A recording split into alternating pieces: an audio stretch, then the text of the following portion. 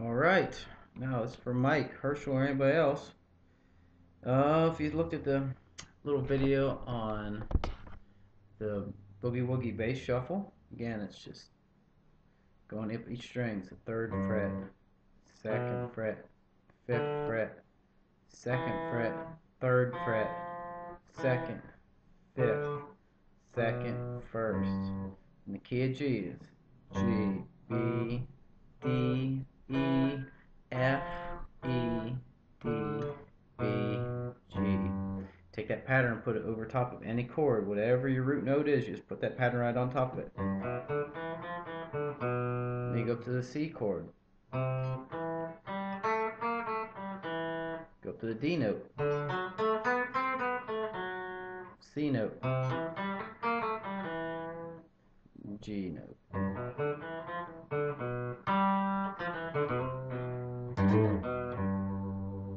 Now, if a bass line is just going to town like that,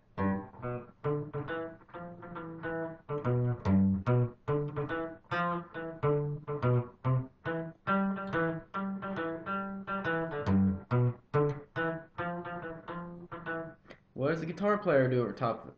You can play big old full chords, and there's nothing that says you can't. But being G7 or G7. But here's just an idea to think about.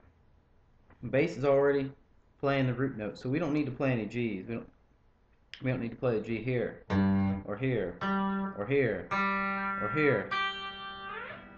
What makes the chord is, in this case, the 3rd, the B, and the 7th, which is the F.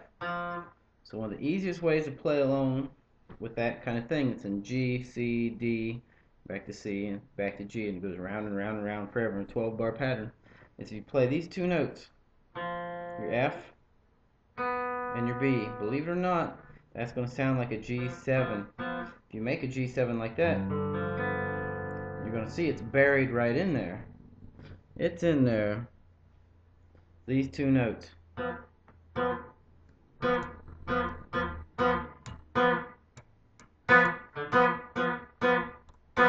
And you're not going to make it so you're stepping all over each other's toes. That way the bass player's not stepping on your toes, and you're not stepping on his toes. And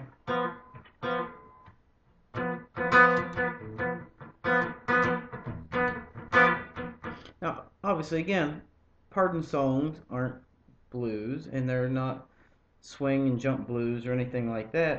But it's a good skill to learn. It gets you thinking about what a chord is made up of. And the beauty of this little two-finger wonder is when you move to the C chord, guess what? You can make a C7 like this. See those two notes in the middle? The E and the B flat. Those two are critical notes in a C7th chord. So you can just take this little thing on the G. We go down the C, go back up G. When you make a D7th chord, those two little notes are hidden right in the middle of that as well. So it's G, C, G7, D7. So interesting. Two little notes gives you something to do, and you're not stomping all over anybody else's feet.